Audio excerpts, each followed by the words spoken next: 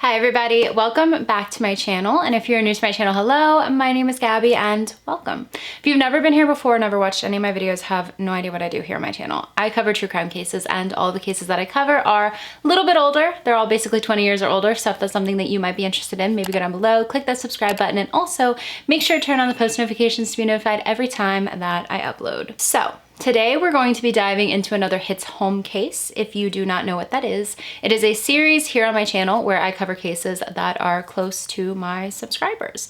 Maybe it's a case of someone you knew, or a family friend, or maybe just a case that happened where you're from. I've been getting quite a few more emails recently from subscribers since covering more of these cases, and I came across this email recently and it reads, "Hi Gabby, thank you for your devotion and hours of work you put into your vintage cases. Before finding your channel, I had no idea how many people had gone missing and how many people were never found. Joyce Walcott was 19 years old when she went missing in my neighborhood in 1986. We grew up in Reseda, California. As you can tell, Joyce was never found. Please, please, please, if you have the opportunity, please take a look into this case. Much appreciation, Natalie." Thank you for the very kind words, Natalie, and the support on my channel. And when I started looking into Joyce's case, I knew that it was one that I wanted to cover because there's really not a lot of information on it. And if I'm being honest, there's really not much that has been said about it, at least publicly, since the year that it happened. Which, if you've been a longtime subscriber of mine, it's the cases that are barely talked about, the cases with little information, the ones that have just kind of been lost in time, are the ones that I really like to devote a video to. Pretty much most of my information came from the main Los Angeles Times article written about it in 1986, and also information on NamUs and the Charlie Project. So with all of that being said, let's get right into it. Joyce Irene Walcott was born on January 5th of 1967, making the brown-eyed, auburn-haired beauty 19 years old during 1986, which is the year of her disappearance. Her nickname was Sneezy. We're going to rewind the story a little bit. In July of 1985, Joyce desperately wanted to get away from her family home located in the small town of Farmington, New Mexico.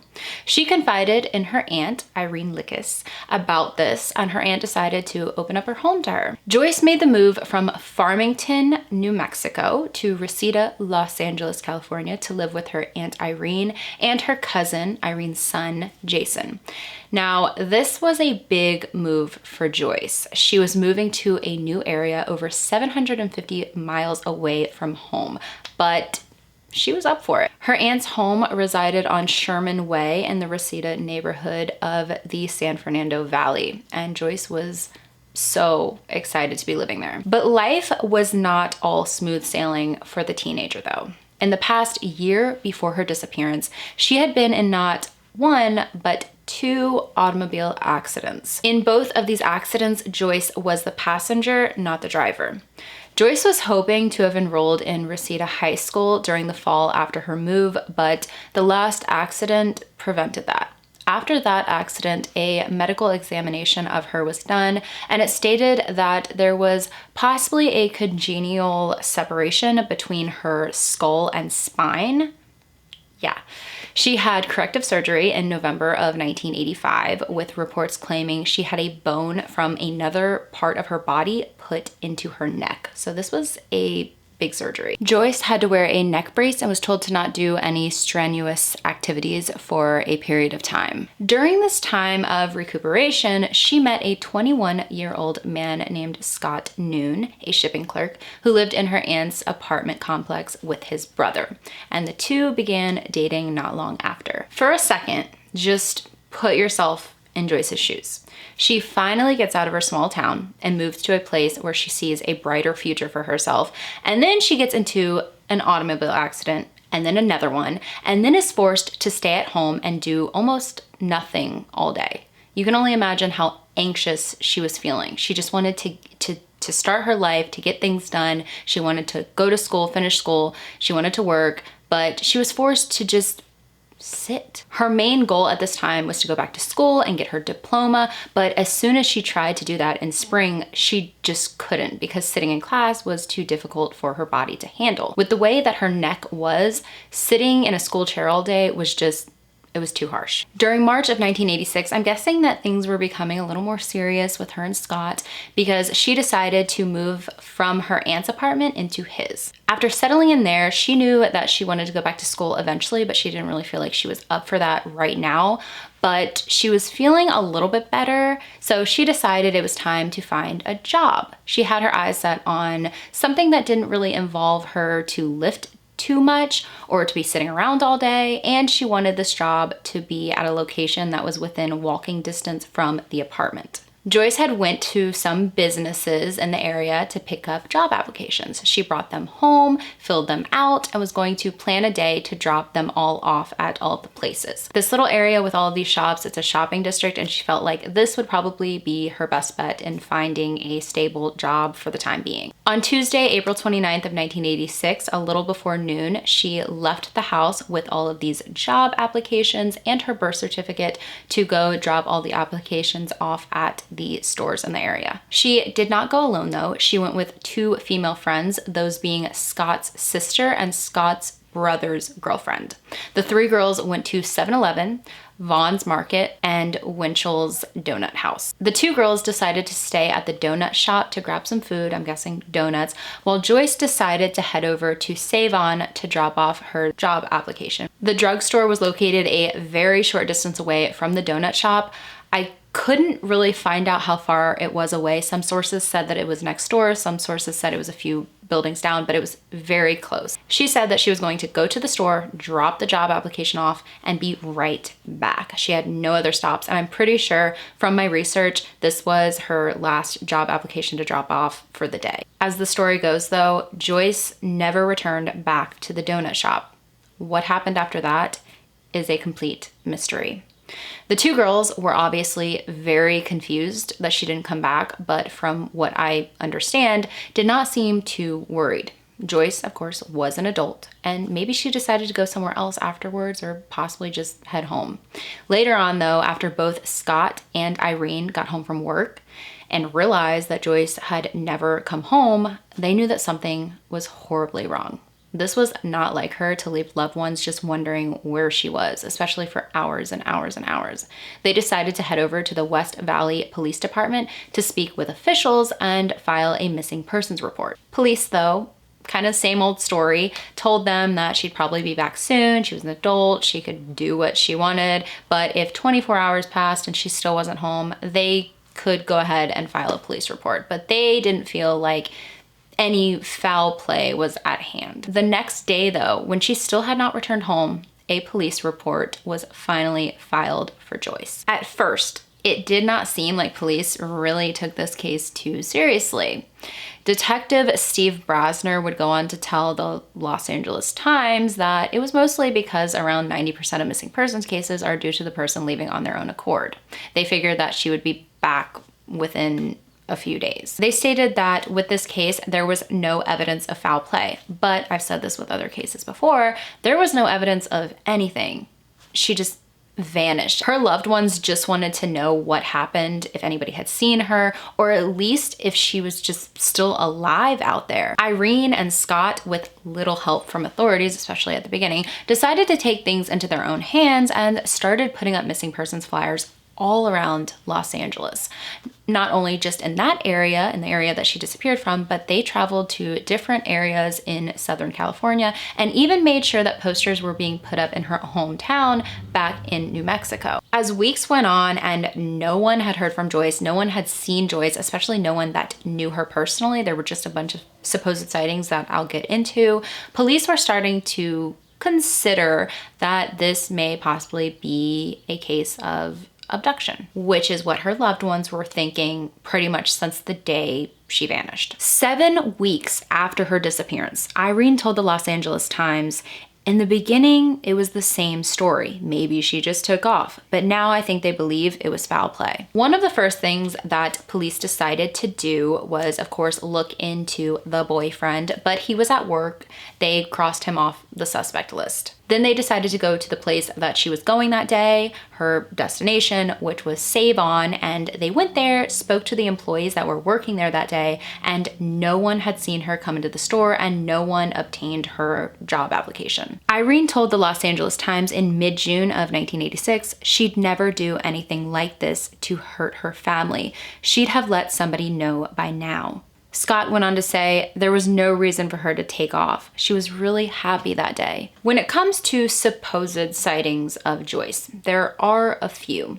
The main ones I came across during my research were vague. One person came forward and told authorities that they saw a woman fitting Joyce's description talking on a payphone outside of Savant on the day of her disappearance. Another person told authorities that they had seen Joyce the day she disappeared sitting on a bench in the area crying. Another person would later come forward saying that they had seen her working at a restaurant as a waitress in an area roughly 5 miles south of Reseda. These tips were not much to go off of. It didn't seem like at any time anyone saw her with someone else or in someone else's car, or were able to give information on where she may have went instead of going into the Savant drugstore. The information was very limited, and who knows if these supposed sightings are factual or not. There was no word from anyone in a very populated and busy area of any strange activity that occurred that day. It seemed like something crucial occurred between the distance of the donut shop and Savant, and just no one knew what that was. But did something similar, like a disappearance or a murder, happen around the same time though? Yes, it did. I'm going to step away from Joyce's case for a few minutes to go into something that I feel like we should all consider when it comes to her case. On June 9th of 1986, the nude, lifeless body of 22-year-old Mary Duggan was found in the trunk of her car in a parking lot in Burbank, California, which is an area only a few blocks from where Joyce lived and went missing. Well, after a little looking into Mary's case, her case was actually solved last year in the first criminal prosecution in Los Angeles County that involved using the method of genetic genealogy to solve it, something that we talk about all the time here on my channel. Genetic genealogy is the method of obtaining DNA from either an unknown person, like a Jane or John Doe, or possibly from a murder case where there may be the killer's DNA on the victim, taking that DNA and creating a DNA profile. From there, putting that DNA profile into a genetic database and trying to locate familial DNA, which is basically family members of that person. From the DNA found in Mary, they were eventually able to go through with that method and find out who her killer was. According to an NBC Los Angeles article released on September 20th of 2022, a man portrayed by the prosecution as a sexually motivated serial killer was sentenced Monday to 2 consecutive life terms in prison without the possibility of parole for killing 2 Southern California women in the 1980s. Horace Van Valtz Jr., 67, was convicted last month of 2 counts of first-degree murder for the July 16th, 1981 strangulation of Selena Keogh, a 21-year-old mother who was killed in San Bernardino County and dumped under bushes in Montclair, and the June 9th, 1986 asphyxiation of Mary Duggan, a 22-year-old Reseda resident whose body was found in the trunk of her car in an empty parking lot in Burbank. The 9-man, 3-women panel deliberated for about 3 hours. Jurors also found true the special circumstance allegations of multiple murders, murder during a rape involving both women, and murder during sodomy involving Keogh. Valtz testified in his own defense and denied any involvement in the killings. I also want to mention that this man, murderer, monster, was acquitted of another murder years ago, decades ago. That being the murder of 25-year-old Jana Rowe, whose lifeless body was found partially nude in a pile of trash around Christmas of 1986 in Ventura County, California. Authorities found out that Horace Van Valtz Jr. had rented a motel room for Jana days before her murder. They located some of her custom jewelry in his mother's jewelry box, and his ex-wife testified in court how abusive he was to her and used to brag about murdering and raping women in the area. This trial was before DNA testing. Even with all of this information that I just went over, he was acquitted of the murder of Jana Rowe. Well, they, in today's time, tested DNA found in Jana's body against his direct DNA, and it was a match. According to Horace, he was someone who had sexual relations with women on the regular, so he would, of course, lean towards their interaction being consensual. That's what he had said in the past, and of course, if there was a retrial, I'm sure that's what he would say now, but this was someone who killed and raped other women, and Jana's personal belongings were found in the possession of one of his loved ones. She was also strangled to death, just like Mary and Selena. I can't say for sure, but I strongly believe if there was a retrial that things would go far differently. But legally, they state that they can't retry him for Jana's murder because, of course, he has already been acquitted for that crime. But during the trial in 2022, they stated that the jury could use that information as pattern evidence. Jana's family is obviously completely heartbroken by the fact that there cannot be a retrial, even though they tested the DNA found in Jana and it matches Horace. This serial killer, serial rapist, is believed by many to be involved in quite a few other murders and rapes of young women around the Southern California area during the 1980s.